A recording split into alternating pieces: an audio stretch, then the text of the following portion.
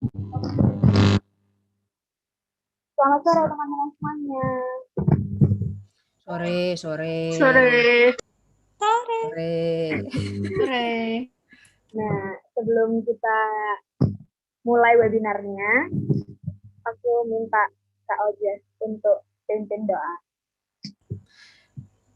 Iya, terima kasih ya sebelumnya teman-teman udah join, udah datang. Semoga bisa sama-sama terberkati ya. Yuk kita sama-sama berdoa dulu ya untuk memulai webinar kita. Ini sore pemalam, sore deh ya, sore ini. Yuk kita berdoa ya. Tuhan terima kasih kalau hari ini Tuhan kasih kami waktu untuk bisa sama-sama belajar bersama. Kami menyadari bahwa menjadi content creator bukan satu hal yang mudah. Tapi kan bersyukur Tuhan juga kasih kami kesempatan untuk bisa mendengar, bisa sama-sama ditolong lewat teman kami, lewat saudara kami Jehian. Tuhan yang tolong, kalau sore ini kami akan sama-sama mengikuti webinar, kami akan belajar dari Jehi, biarlah Tuhan yang mampukan, Tuhan beri kami pemahaman, beri kami hikmat supaya boleh mengerti setiap hal yang akan disampaikan.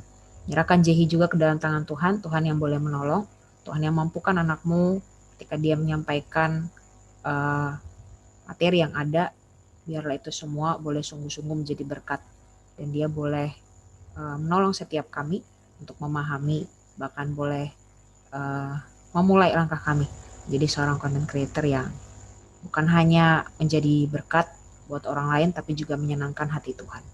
Kasih Tuhan jalannya webinar pada sore hari ini kami serahkan ke dalam tangan Tuhan. Di dalam nama Tuhan Yesus kami sudah berdoa. Amin.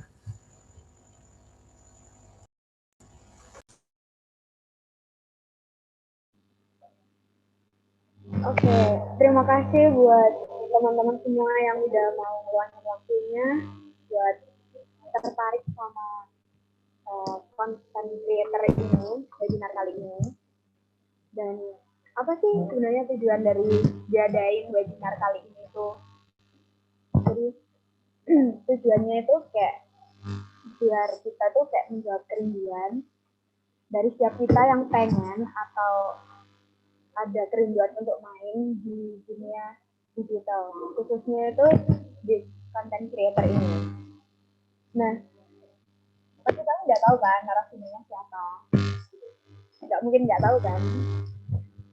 Atau ada yang nggak tahu? Tahu. Oke, narasumbernya itu ya seorang yang famous ya kan? Nggak ada yang nggak tahu kayaknya. Mana narasumbernya? Ternyata kita di prank. Dia menghilang. Ini gimana? Nah. Halo. sorry. Nah, teman-teman semua. Jadi narasumber kita kali ini tuh Bang Jehian, guys. Bang Jehian ini Hai. Bang Jehian ini adalah anak dari Pak Maruzahan, orang yang sering memimpin kebaktian di DKI Sulung. Dan selain itu, Kak Jehian ini seorang manajer dari beberapa talent content creator. Dan selain itu guys, Kak Jehian ini juga sangat amat famous dengan hobinya. Perkenalanmu loh. Cuci piring. Nah, kata pepatah, nggak kenal maka tak sayangkan. Jadi, dipersilakan Kak Jehian. Oke, halo teman-teman semua. Thank you Cindy. Wait, let me see your faces. Pada nyalain kamera gak sih? Oh nggak semua ya? Nyalain kamera, Mbak. Ini jarang-jarang Bang Jehi request nih. Gak apa-apa. DP-nya bagus-bagus kok. Itu ada yang Final Fantasy, ada yang anime apa. Salam kenal semuanya, nama aku Jehian. Mungkin kalau di internet kalian taunya Bang Ian atau Kak Ian. Tapi basically you can call me anything. Boleh J, Ian, boleh bukan nama juga. Kang cuci piring, bebas, terserah semua. Asal nyaman aja. Usiaku sekarang 25 tahun ini. Sekarang masih 24. Dan tadi udah di-mention sama Cindy sedikit. Pekerjaanku adalah di dunia digital marketing atau ya kalau kita bicara soal content creator, setiap hari aku berkecimpung di dunia content creator dan bisnis content creator. Jadi so far ini perusahaan yang aku bikin itu bergerak di bidang talent management agency dan kita handle sampai 14 kreator dalamnya, termasuk salah satunya adikku sendiri, Jerome Pauline. Mungkin yang kalian paling tahu lah ya, itu anaknya Pak Marjahan juga. Dan nama-nama lain kayak Jang Hansol, terus Leonardo Edwin tadi sempat disebut, dan lain-lain. Nanti kita bisa diskusi banyak. Intinya sih presentasiku atau pemaparan sharing dari malam hari ini bisa membuka pikiran kita semua, karena dunia content creator itu dunia sangat baru. Even setiap hari kita masih experimenting terus dengan tipe kolaborasi, tipe konten yang mungkin belum pernah ada dalam sejarah sebelumnya, seperti itu. Jadi it's all about application. Jadi dunia yang sangat aplikatif. Teman-teman semua bisa tanya-tanya ke aku, nanti aku bisa bantu jawab untuk lebih membuka apa ya, kayak pemahaman kalian di bidang ini. Oke, kira-kira kayak gitu Cindy. Aku kembalikan ke kamu dulu. Atau mau langsung lanjut ke PowerPoint? Halo? Suaramu kecil.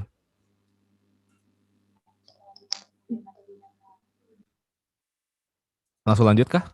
Bisa langsung lanjut aja. Oke, siap. Ini suara robotnya ini dari aku atau emang bunyi? Kayak bunyi. Kayaknya emang dari Cindy pada deh, kayaknya dari. Oh, I see. Yang kayak suara bor itu. Oke, ya. Oke, teman-teman semua, kalau misalnya aku nge-like atau PPT-nya nggak kelihatan, nanti mungkin bisa di raise hand atau kasih tahu. Atau nanti Cindy telepon ya. Alright. Aku share screen dulu ya. Teman-teman yang pernah ikut seminarku yang bicara soal content creator, harusnya materinya udah pernah dapat, karena ini mirip-mirip. Cuma memang tentang content creator itu ini basicnya aja. Nanti kita akan bicara lebih lanjut di sesi tanya jawab. Oke. Oke, udah muncul belum ya? Ini layar putih belum sekarang? Bener gak? Muncul. Tahu Jess? Oke, sip. Layar putih ya.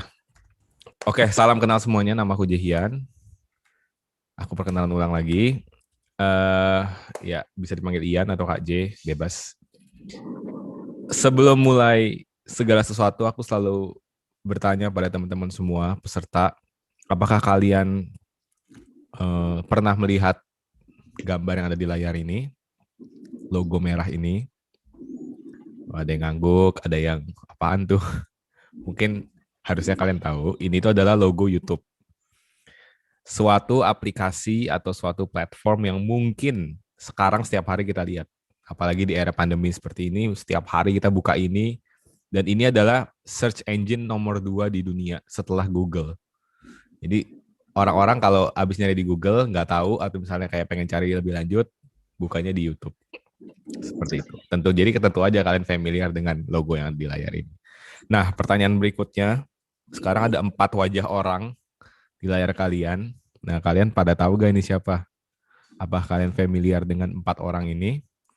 Kalau iya, artinya ada 50% kemungkinan kalian mengenal aku, udah tahu aku gitu. Tadi seperti kata Cindy kan, famous. Aku kurang suka sih bahasanya. Cuma my talent is the one who is famous. Jadi mereka berempat ini, kalau kalian nggak tahu, nggak apa-apa, karena aku bakal kasih tahu kalian tentang mereka, karena itu adalah pekerjaan saya. Oke, jadi mereka berempat ini adalah pria-pria tampan dengan nama Hansol, Leo, Jerome, dan Tura. Dan di bawah mereka tuh ada angka-angka di bawah itu tuh. Subscribers, terus 4.225M, ada yang 1.15M, 6M, dan 1.33M. Nah, kalau udah ada kata M dan subscribers, itu artinya kalian mungkin udah tahu bahwa mereka di Indonesia disebutnya sebagai YouTuber, content creator, atau influencer. Sebuah title, bisa aku bilang, yang lagi hot banget di era sekarang ini. Dan bahkan sekarang kita bahas dalam webinar pada malam hari ini kan. Nah, sedangkan apa hubungan mereka dengan aku? Hubungannya adalah aku adalah manajernya mereka. Atau gimana nyebutnya ya, orang yang bersama-sama dengan mereka mendevelop platform mereka ke arah bisnis dan ke arah non-bisnis juga. Jadi mengatur gimana kontennya mereka, jadwal, dan bahkan ke PR tactics atau Kayak gimana cara mereka bersikap di depan umum, gimana cara mereka nulis caption, gimana cara mereka membranding dirinya mereka sendiri. Itu termasuk dalamnya. Nah, selain 4 orang ini, selain 4 orang kakak-kakak ini, oh ya BTW yang ini adikku, tadi aku udah jelasin. Selain 4 orang ini ada juga yang lain yang aku publicly announce sebagai talentku, ada 6 orang lainnya. Ini ada Erika, ada Karin, ada Takuya, lalu ada Waseda Boys juga. Namanya Tomo, Yusuke, sama Otsuka. Nah, jadi 10 orang ini adalah talent-talent atau kreator-kreator yang aku handle. Dan diriku sendiri pun dalam gimana ya, kayak dalam sedikit sisi yang mungkin bisa dibilang sebagai influencer juga, tapi aku nggak yang kayak actively making content, lebih kepada seorang manajer yang dikenal sama fans-fans talentnya, seperti itu. Jadi teman-teman nanti bisa googling nama-nama yang ada di layar ini, dan basically yang aku pengen sharingin adalah semua pengalaman yang aku alamin selama handling mereka dan handling myself as an influencer. Seperti itu. Nah, teman-teman semua, jadi aku mulai dengan sebuah data ini data yang aku pakai waktu barengan sama Klopp.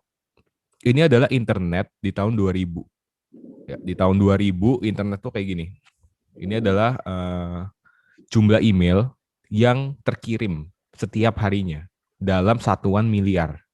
Jadi ada 12 miliar email terkirim setiap harinya di tahun 2000. Nah, sekarang kamu lihat ya, kira-kira banyak apa enggak? 12 miliar email kekirim di tahun 2000. Banyak. Kita menghitung 1 sampai 12 miliar, di kelipatan 1000 pun, itu putus. Itu mulut kita capek banget pasti. Apalagi ngitung dari 1. Jadi jumlahnya itu besar banget. Tapi, coba kamu lihat gambar kedua ini. Gambar kedua ini adalah internet tahun 2020 dan tahun 2000. Terpaut 20 tahun dalam metrik yang sama. Jumlah email yang terkirim per harinya. Di tahun 2020 itu ada 306 miliar email terkirim setiap harinya di seluruh dunia. Yang awalnya tahun 2000 itu 12 miliar, kayak gede banget, tapi pas dibandingin sama 2020, angkanya itu sedikit sekali. Jadi kalau dibandingin dalam bentuk blok, kayak gitu kira-kira tingginya, sangat kecil. Nah, aku kasih contoh lain lah ya. Mungkin email itu kurang relate sama kita kan. Kita kapan kita pakai email? Mungkin kalian kalau pas masih SMP, SMA mungkin pakai email kalau disuruh sama guru doang pas lagi online learning. Tapi yang sering kita pakai apa? Yang sering kita pakai sosial media kan. Sekarang kita pakai metriknya sosial media. Nah, aku coba introduce dulu ya. Jadi ada angka nih 800 juta monthly active users. Artinya monthly active users itu apa? Artinya itu adalah jumlah orang yang di dalam HP-nya itu ada aplikasi ini dan mereka pakai setiap bulannya. Jadi kayak misalnya kalian install TikTok, kalian itu artinya, dan kalian pakai, artinya kalian itu monthly active usernya TikTok. Nah, di sini 800 juta monthly active user, jadi 800 orang yang pakai setiap bulannya. Untuk Instagram, dia membutuhkan waktu 8 tahun. Dari 2009 dia muncul, dibeli sama Facebook, sampai tahun 2017. Jadi 4 tahun lalu dia hit 800 juta. Sekarang udah 1 miliar lebih. Tapi hanya butuh waktu 3 tahun untuk aplikasi favorit kita semua di tahun ini, TikTok. Jadi setelah Musical.ly dibeli sama ByteDance, habis itu di rebranding, Musical.ly diganti jadi TikTok. Dari tahun 2016 ke tahun 2019 dia udah bisa dapetin 800 juta monthly active user. Yang berarti begitu cepatnya kayak internet dan aplikasi sosial media itu diserap sama masyarakat sekarang gitu. Dulu Instagram, maksudnya kayak di generasi kita aja, aku nggak tahu ya, generasiku sama Kak Ojes kali. Generasi kita tuh masih tahu gitu. Kita waktu SMP, Instagram itu baru masuk ke Indonesia. Facebook juga baru masuk ke Indonesia. Itu kita ngerasain. Dan sekarang itu tuh kayak udah jadul banget gitu. Aplikasi yang kayak Instagram itu kayak udah dulu banget. Misalkan yang di zaman sekarang kayak TikTok, mungkin yang paling baru ada Snack Video dan lain-lain, bisa meraih user base yang sama dalam waktu yang lebih sedikit.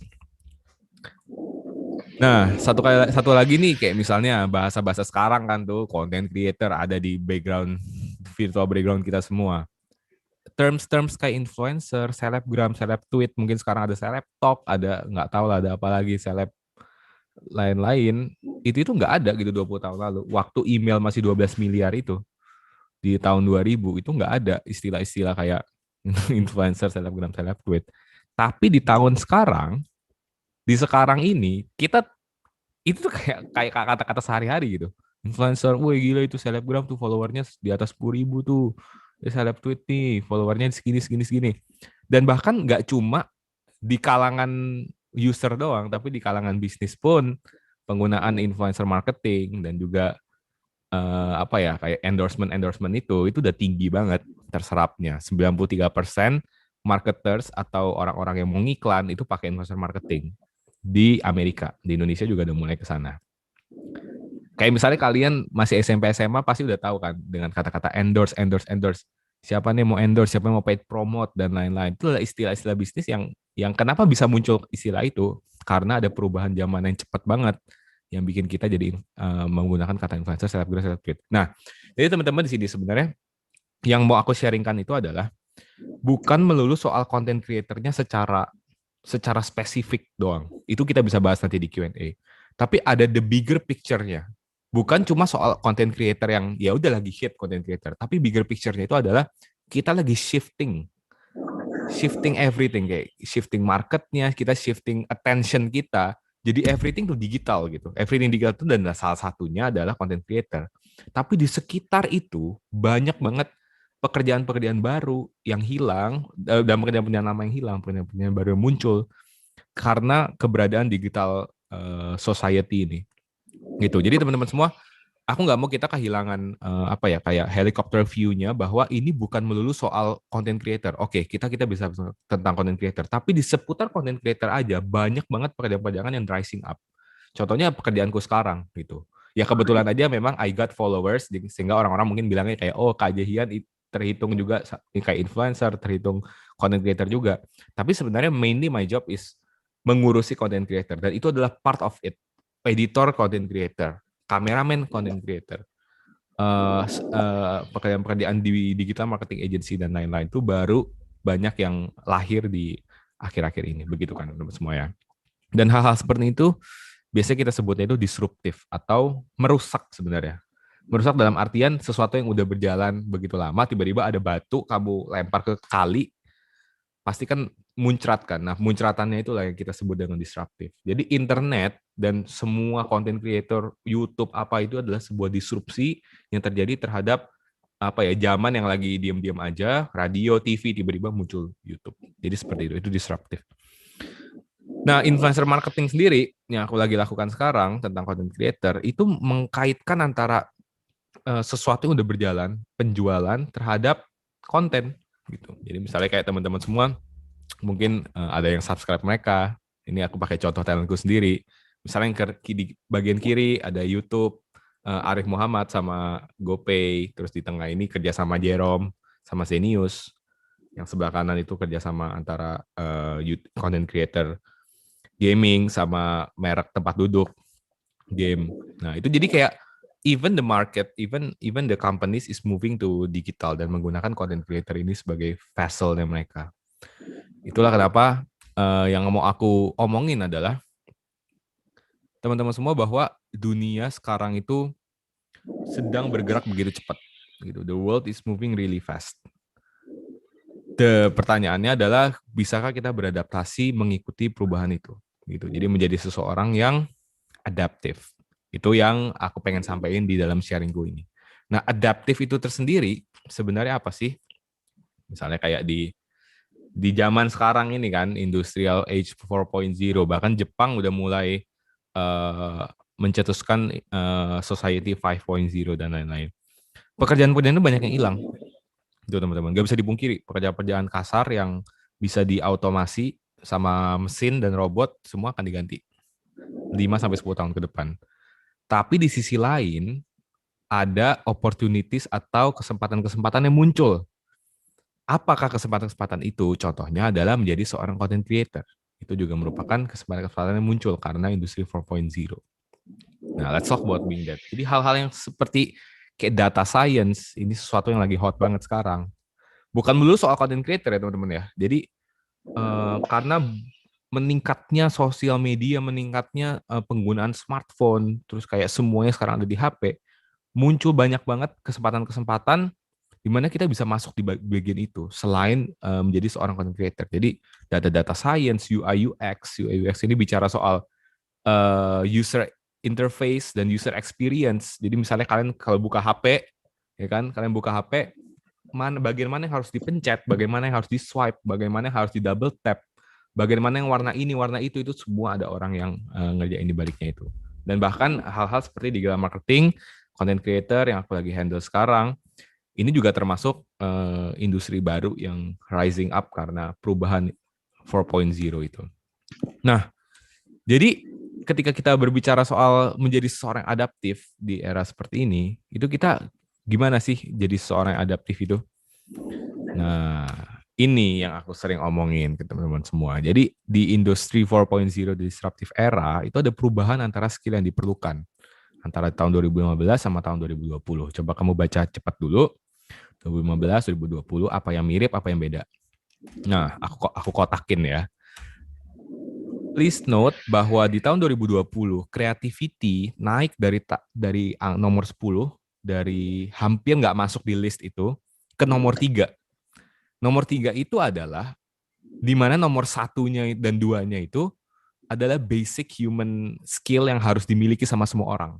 Itu basic banget. Complex problem solving dan critical thinking itu adalah kayak basic knowledge gitu. Kamu kuliah itu untuk ini sebenarnya. Nanti kita bisa bahas di tempat lain lagi. Cuma kita selama mengikuti sistem sekolah itu sebenarnya dilatih untuk mengalami yang namanya punya skill complex problem solving dan critical thinking. Walaupun akhirnya kita nggak belajar matematika, kita belajar matematika tapi nanti nggak kerja di matematika. Termasuk kayak gitu juga. Itulah gunanya sebenarnya sekolah itu. Nah, tapi di tahun 2020 sekarang creativity itu dinaikin di nomor 3. Ya kan, creativity yang awalnya itu kayak mungkin di bawah-bawah, nggak terlalu butuh, lebih butuh yang kayak namanya negotiation, active listening dan lain-lain. Ternyata sekarang jadi nomor 3 dan sangat diperlukan di tahun 2020 itu. Nah, itulah teman-teman semua. Jadi ketika kita bicara soal sekarang ada wave baru gitu. Semua orang pengen jadi content creator, semua orang pengen pakai sosial media, semua orang pengen bikin konten ini itu, pengen hidup dari bikin konten. Yang aku pengen teman-teman semua sadar bahwa kita itu hidup di dalam 2 masa gitu. Masa yang kita lagi jalanin sekarang dan masa depan yang kita nggak tahu akan terjadi apa di situ. Nah, jadi aku kasih namanya itu adalah doing your now and preparing your next secara bersamaan. Doing your now, preparing your next. Dimana doing your now itu artinya ya pekerjaanmu, mungkin kamu sekarang lagi sekolah, mungkin kamu sekarang punya kemampuan khusus, kamu bisa masak, mungkin sekarang kamu punya perkembangan khusus yang kamu pengen jalankan dan lain-lain. Tapi kamu juga sedang memikirkan sesuatu yang akan terjadi di depan. Entah kamu mencoba menjadi seorang content creator, apakah ada keputusan-keputusan yang kamu ambil untuk kamu pivot itu artinya belok, atau kolaborasi antara expertise kamu sekarang dengan expertise orang lain, dan menentukan apa sih step selanjutnya dalam karirmu. Nah, karir di sini tuh jangan anggap dunia kerja doang ya. Dalam kalian bersekolah pun, apa nih step selanjutnya yang bisa bikin kamu mempersiapkan masa depan itu, entah itu di dalam bidang content creating atau bukan. Seperti itu. Nah, jadi teman-teman semua, being adaptive, how to be one, itu aku kasih contoh dalam diriku aja deh ya. Aku kasih contoh dulu waktu aku mau masuk jadi content creator. Aku kasih contoh Jerome aja misalnya. Jerome itu adalah anak matematika gitu. Ada berapa sih anak matematika di Jepang yang orang Indonesia? Banyak banget. Ya kan? Banyak banget, aku kasih tahu. Lebih dari 100 anak matematika di Jepang yang orang Indonesia.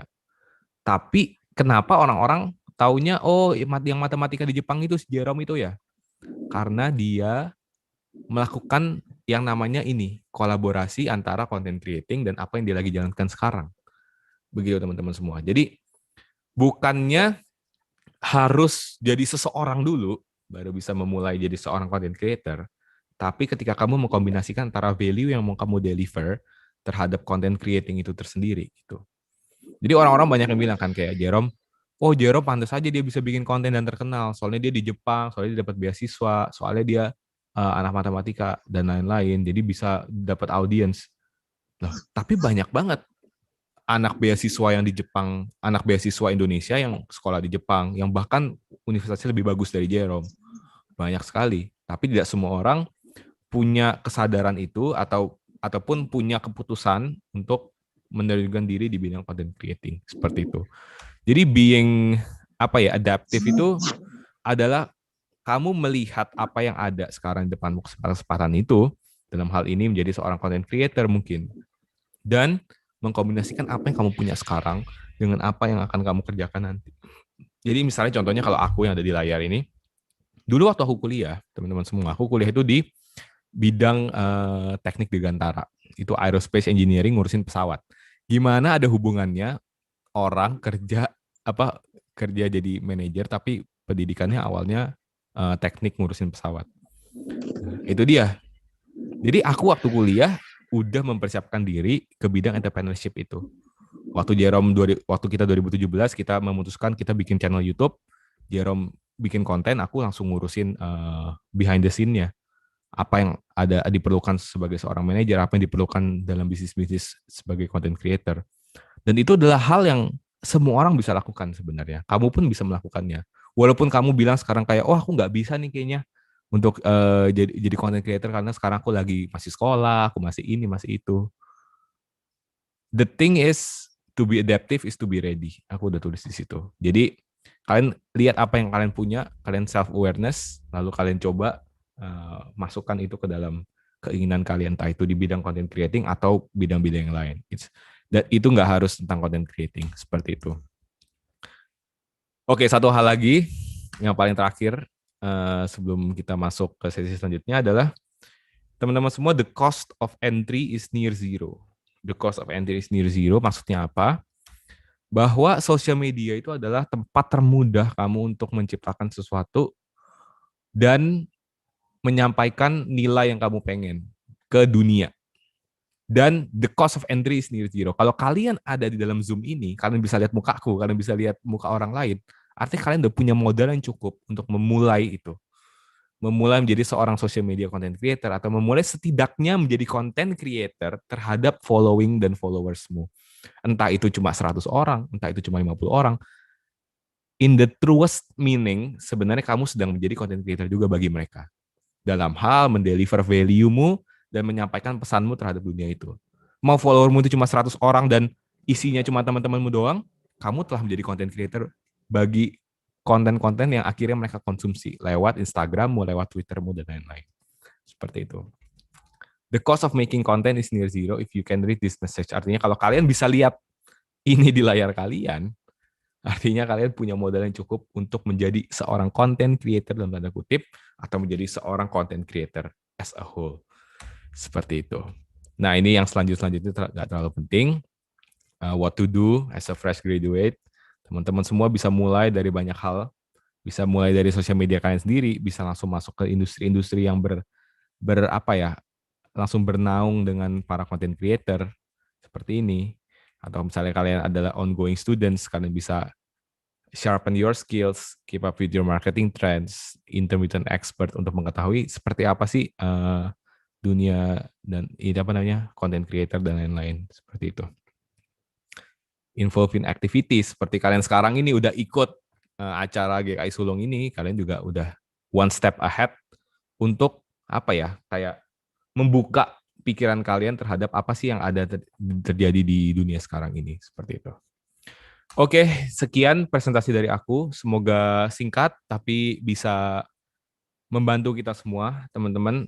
I'll be happy to answer your questions. Kalau berkaitan dengan content creator, susah banget kalau ngajarin teori, karena ini sesuatu yang berkaitan dengan aplikasi. Jadi lebih mudah kalau kita bisa bercakap-cakap lewat pertanyaan dan jawaban. Oke, aku kembalikan ke Cindy. Thank you.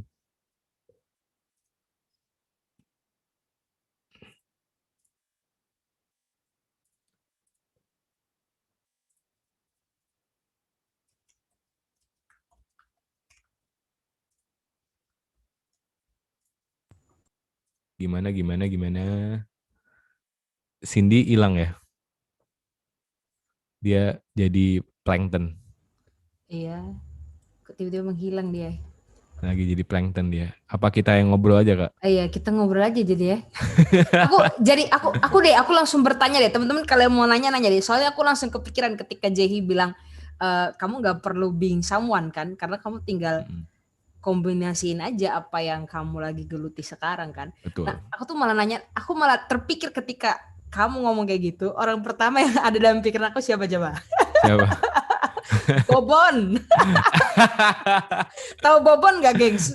Tahu. Bobon itu kan masa dia melakukan itu dalam daily life-nya kan enggak juga kan. Tapi apakah itu bisa jadi the way juga untuk kita create something? Maksudnya kan kita harus adaptif dan sebagainya. Tapi pas kamu ngomong kayak gitu tuh, dalam pikiran aku pertama kali si Bobon. Jadi dia melakukan sesuatu yang ekstrim. Nah, apakah mungkin nih kita nih misalnya kayaknya yang kita geluti nih bisa juga sih, tapi kayaknya nggak bakal up nih, ya udah kayak gitu-gitu aja gitu. Jadi kayak si Bobon itu kan berani, Bobon, Tan Boy Kun dan sebagainya lah. Kan mereka do something yang agak crazy lah ya. Iya, kayak crazy apa? banget kan. Ya. Itu kayak kira-kira ekstrim. Gimana menurut kamu? Maksudnya dari pernyataan kamu tadi ya? Boleh. Jadi sebenarnya gini, yang selalu aku pegang dan Jerome dan teman-teman semua, kita harus mendefinisikan jadi content creator itu adalah apa. Ketika kita mendefinisikan content creator adalah sebuah mata pencaharian di mana kamu bisa dapat uang yang banyak, jadi kaya dan lain-lain, kita udah kehilangan esensi utamanya.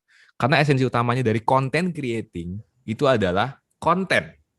Menjadi seorang content creator, artinya kamu menjadi seorang creator. Artinya akan ada sebuah konten yang hanya bisa di-create oleh kamu, kreatornya. Konten itu akan nggak bisa di-create sama kreator lain. Karena hanya kamu yang bisa bikin konten itu. Nah, itu definisi yang aku pegang. Artinya, konten yang kamu kasih itu harus sesuatu yang emang pengen kamu deliver ke masyarakat. Apa nih kamu pengen deliver ke masyarakat sekarang? Nah, dalam artian sebenarnya Bobon Santoso ya, artinya dia pengen mendeliver itu, sesuatu yang ekstrim, sesuatu yang mungkin dinikmati sama masyarakat yang ada dalam segmennya dia. Dalam Tan Boy Kun dia pengen mendeliver kemampuan dia makan super banyak, tapi nggak gendut dan lain-lain misalnya. Itu value yang mereka mau deliver. Nah, sekarang teman-teman semua, value itu nggak harus sesuatu yang extraordinary, bukan yang harus kamu jadi orang sempurna dulu baru kamu bisa mendeliver value itu. Deliver value itu bisa mulai dari hal paling kecil.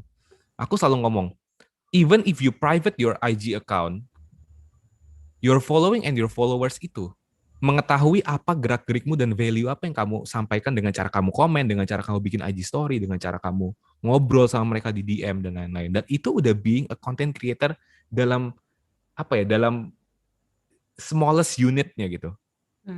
Itu yourself and people are all around you. Jadi itu definisinya. Kalau kita udah punya pemahaman yang pas gitu bahwa kita pengen mendeliver value ini, nanti kita tinggal scale up-nya. Artinya tidak berbeda antara kita pengen menyampaikan itu ke 100 orang saja, followers-followersmu itu, atau ke 1.000 orang, orang-orang yang mau kamu raih, dan lain-lain. Jadi talking about scale up itu nanti, tapi talking about essence-nya itu sekarang. Gitu. Jadi sekarang ketika, iya betul, itu banget, itu betul banget. Jadi value-nya itu sih nomor 1. Oke. Udah? Udah terjawab. Mantap. Oke, monggo, si dia udah muncul tuh. Nah.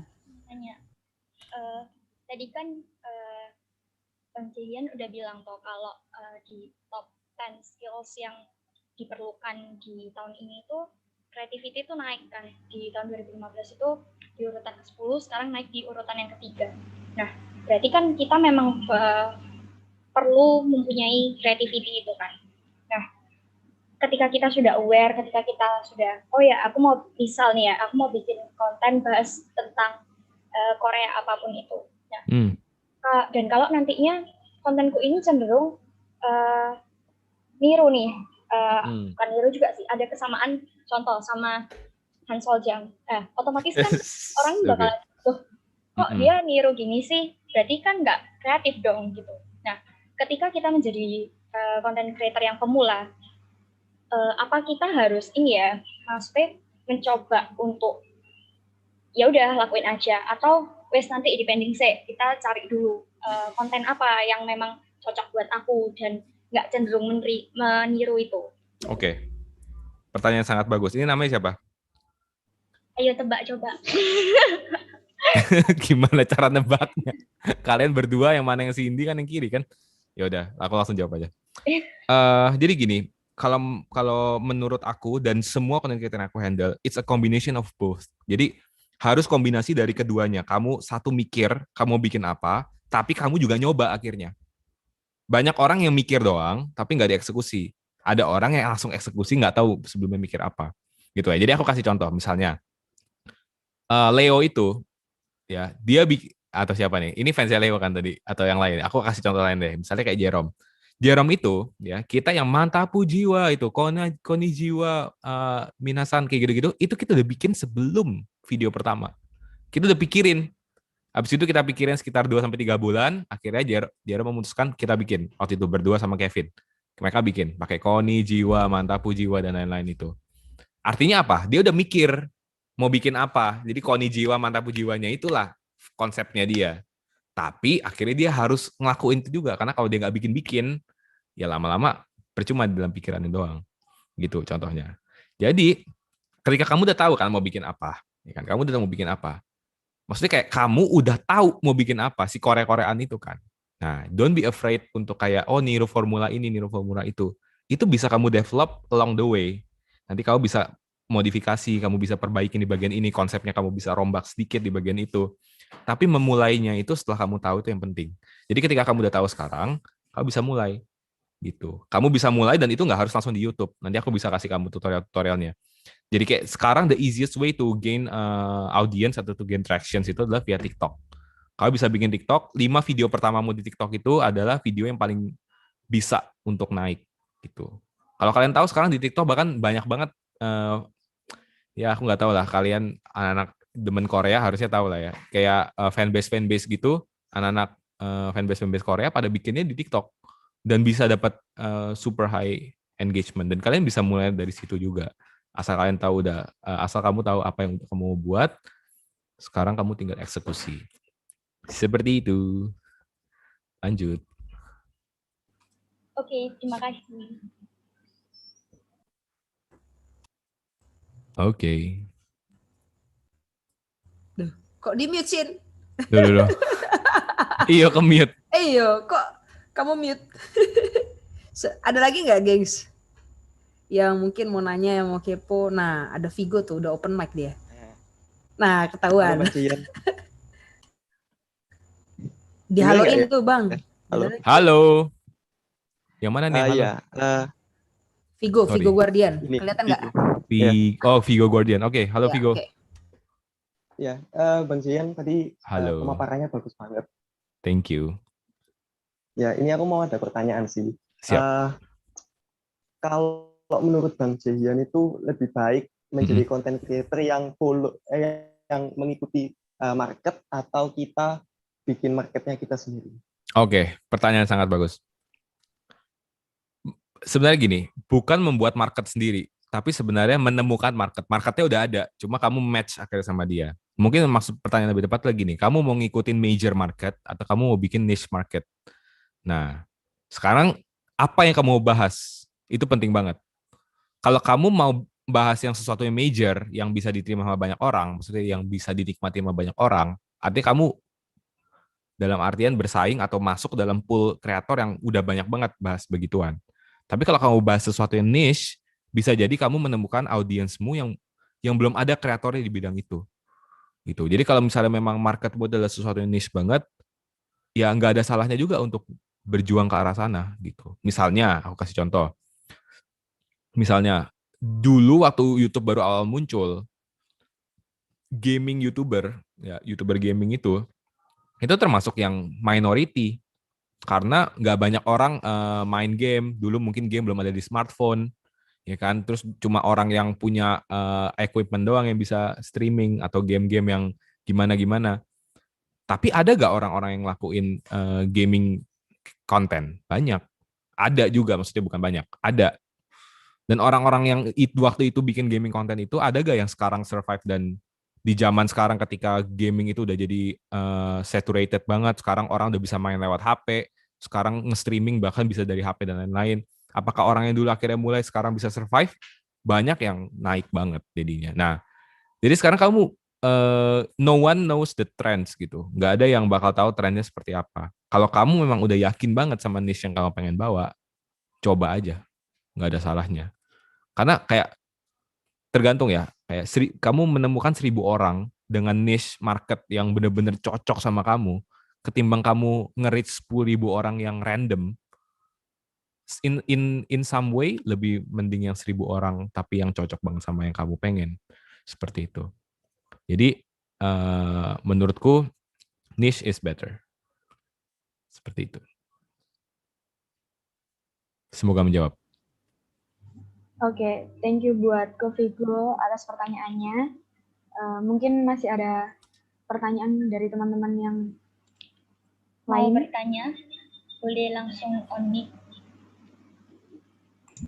Aku mau tanya,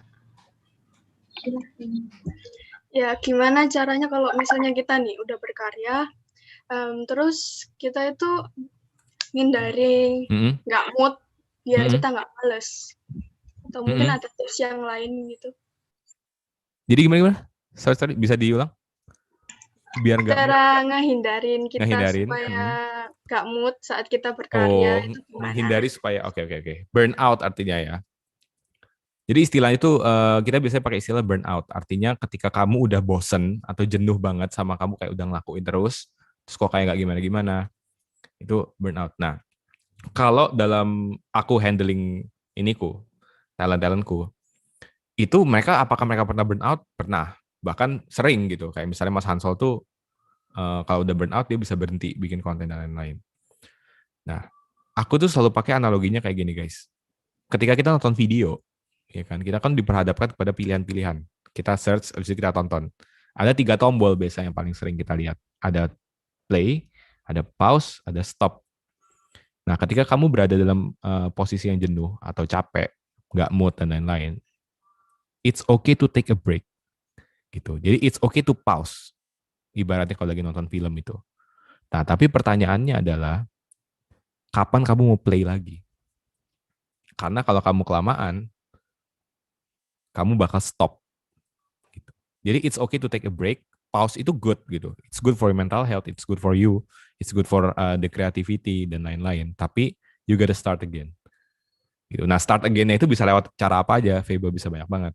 Kamu bisa kumpulin teman-teman yang untuk brainstorming, ya kan? Kamu pengen bikin apa nih selanjutnya dan lain-lain. Kamu bisa ngumpulin niatnya dengan cara surround yourself with your support system dan lain-lain, atau bahkan self love dan lain-lain. Itu juga termasuk dalam taking a break itu. Cuma jangan sampai taking a break itu menghilangkan fokus utamanya itu. Fokus utamamu apa? Kamu pengen lanjut apa enggak? Ketika fokus utamamu lanjut, maka akan ada suatu saat di mana kamu harus play, lanjut lagi. Kayak gitu, Feba. Semangat. Terima kasih. Oke, sama-sama. Mungkin ada Pertanyaan lainnya. Mau nanya. Oke. Kak Ian, aku mau nanya ini, kan as a content creator, you need audience. Terus sekarang kan netizen, khususnya orang Indo itu udah mulai liberal kan. Di samping posisi. Waduh, gimana? Mantap nih pertanyaannya. Kan coba sekarang, diperjelas dulu. Oke. Kan as a content creator pasti perlu audience. Terus sekarang audience yang terutama kayak aku ya, misal aku Indonesia, jadi kayak netizen Indo itu udah mulai liberal gitu kan. Dalam artian gimana tuh liberalnya? Coba dijelasin dulu. Ya ini kayak kayak lebih awake sama kayak lebih sensitif towards kayak gitu-gitu lah. Nah, itu kayak gimana caranya supaya konten yang aku buat itu bisa diterima orang lain tanpa membuat without being sensitive to others gitu. Nah, ini. Even kayak the smallest thing kayak bikin video tentang family itu kayak bisa dianggap kayak oh you're being insensitive towards people without good family gitu-gitu. Ya, oke. Satu hal ini sebenarnya to the woke culture and such ya. Aku pinjam istilah dari Jordan Peterson. Gini, ketika kita beropini, ya, kita beropini, apapun opininya, we are risking ourselves to offend other people. We are risking ourselves to offend other people, even when we got offended itself. Jadi ketika kamu misalnya kayak misalnya bikin konten yang misalnya tentang good family, habis itu kamu diprotes sama orang kayak kamu nggak boleh bikin konten kayak gitu karena konten kayak gitu menghina orang yang nggak punya good family. Nah, the opinion itself yang ngemarahin kamu itu udah risking him atau herself untuk offending you yang punya good family. Ngerti gak? Jadi every opinion itu punya risk of offending everyone. Itu yang penting. Nah, cuma sekarang itu yang vokal adalah orang-orang yang merasa oppressed. Tapi itu kita bisa bahas di tempat lain. Itu ada namanya intersectionality. Jadi ketika kayak orang semakin banyak yang kayak semakin banyak status oppressed-nya, seolah-olah opinion dia yang paling matters. Nah, tapi itu juga in a way sesuatu yang nggak bagus juga gitu. Dan itu kita menuju ke arah sana. Dan for me, you guys, young people harus paham gitu, bahwa opini apapun itu ketika kamu melontarkan opini itu kamu sedang beresiko mengoffend orang lain, apapun, siapapun yang akhirnya nonton. Apalagi di internet opinimu itu bisa ditonton sama semua orang. Kalau misalnya di percakapan langsung opinimu ya didengar sama dia doang, gitu. Jadi kalau itu sesuai sama prinsip yang kamu pegang, don't be afraid, gitu. Just do it, gitu. Karena mau kamu sesempurna apapun, ya, kamu ngomong itu pasti bisa ada orang yang teroffense. Kamu mau ngomong kayak berbuat baik gitu, ada aja nanti yang protes. Berbuat baiknya kok sama ini doang, masih banyak yang nggak menderita gini. Ada gitu. Jadi kayak mau sesuatu yang very positif pun, tetap ada orang yang kayak merasa offended, triggered dan lain-lain. Jadi kenapa kita harus mikirin hal itu yang sebenarnya jadi counterproductive kan buat kamu, counterproductive banget buat kita semuanya. Jadi kayak kita melakukanlah yang apa yang kamu rasa itu benar, sesuai firman Tuhan, tidak berdosa di hadapan Tuhan, just do it. Gitu. Semangat, VV. Oke, thank you, Kak. Thank you, CV. Mungkin ada pertanyaan terakhir dari teman-teman. Kalau nggak ada, kita kembalikan ke Kak Jehi. Bang Jehi. Kalau nggak ada gimana? Kembaliin ke Bang Jehi buat closing statement. Oh, oke. Siap. Yakin ya nggak ada nanya lagi ya? Ayo. Aku mau nanya. Boleh. Aku mau nanya lagi, Bang. Gimana? Kan pernah beberapa bulan atau beberapa waktu yang lalu itu salah satu talentnya Bang Jehian, Tura itu kayak kena kasus gitu kan. Benar. Oke. Interesting. Terus? Waktu itu sangat bertanya-tanya kenapa kok Bang Jehian ini malah di Twitter itu kayak mengatakan bahwa ya kalau memang dia bersalah ya harus ada hukuman, intinya kayak gitu kan ya. Padahal kan sebagai seorang manajer itu seharusnya itu kayak melindungi talent-talentnya. Yang pengen aku tanyakan itu apa prinsip atau hal-hal penting yang Bang Jehian pegang sampai saat ini itu sebagai seorang manajer gitu. Apa yang membuat konten-konten yang konten creator yang baik itu seperti apa gitu. Mereka perlu seperti apa? Ya. Thank you. It's a very critical question ya. Artinya kamu memperhatikan banget. Thank you banget, Vigo. Jadi buat yang nggak tahu konteksnya, beberapa bulan sih, tahun lalu, gitu. Kita kena namanya PR crisis, jadi public relation crisis. Dalam hal ini ada yang accuse sexual harassment terhadap salah satu talentku. Nah, ini kompleks sih sebenarnya, Vigo. Jadi ada gabungan antara memang kayak prinsip yang dipegang sama manajemenku ditambah dengan ya strategi PR yang harus kita lakukan gitu kan. Kayak ya kamu benar tadi, seorang manajer biasanya kalau misalnya let's say K-pop, ketika talent K-popnya itu lagi kena skandal atau kena permasalahan, pasti labelnya akan berusaha melindungi sekuat mungkin sampai benar-benar masuk pengadilan dan lain-lain. Nah, tapi kalau dalam artian kasus yang kemarin itu, sebelum join kita udah ada perjanjian gitu. Aku sama Tura, aku sama Leo dan lain-lain, bahwa yang kita lakukan tidak boleh morally destroying each other. Dalam artian, kalau kamu ngelakuin sesuatu yang jelek, itu kan pengaruh juga ke manajemenmu. Kalau manajemenmu ngelakuin sesuatu yang jelek, kalau aku nerimain klien-klien yang nipu, giveaway yang nipu, atau misalnya kayak pemutih, pelangsing, pembesar dan lain-lain, itu kan aku menghancurkan nama talentku kan.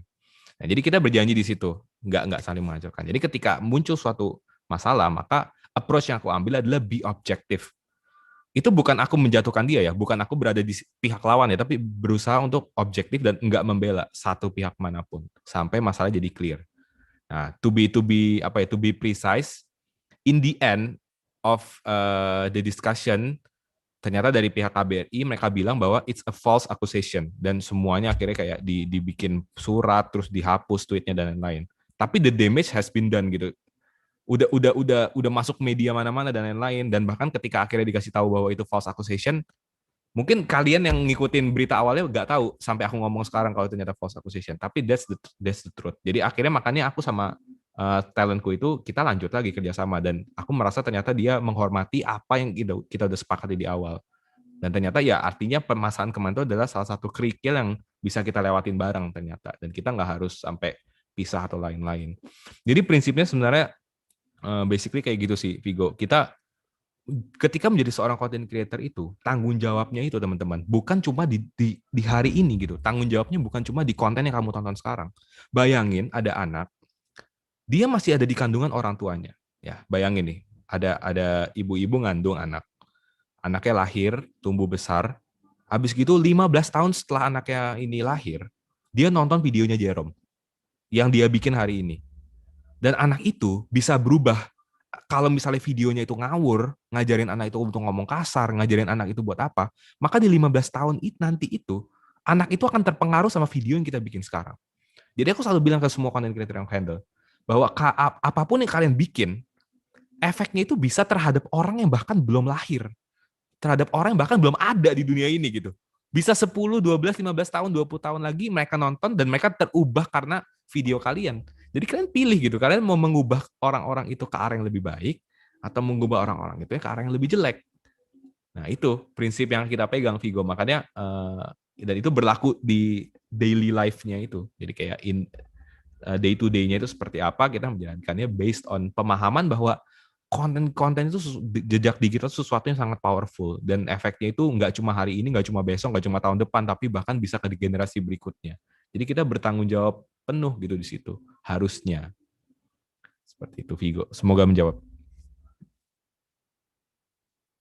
Thank you, Bang. Sama-sama. Langsung Jehi. Langsung apa lagi? Langsung closing statement. Oke. Iya. Oke, teman-teman semua. Jadi closing statementku ya sebenarnya nggak jauh beda dari presentasi tadi. Thank you banget udah ikut, karena dengan kalian ikut ini, aku bisa tahu bahwa masih banyak orang-orang yang punya concern terhadap apa yang terjadi sama dunia sekarang, dalam artian ya content creating dan digitalan ini. Jadi ini langkah pertama yang bagus banget. Lanjutin langkah selanjutnya. Be adaptive and adapt to the world changes. Semangat.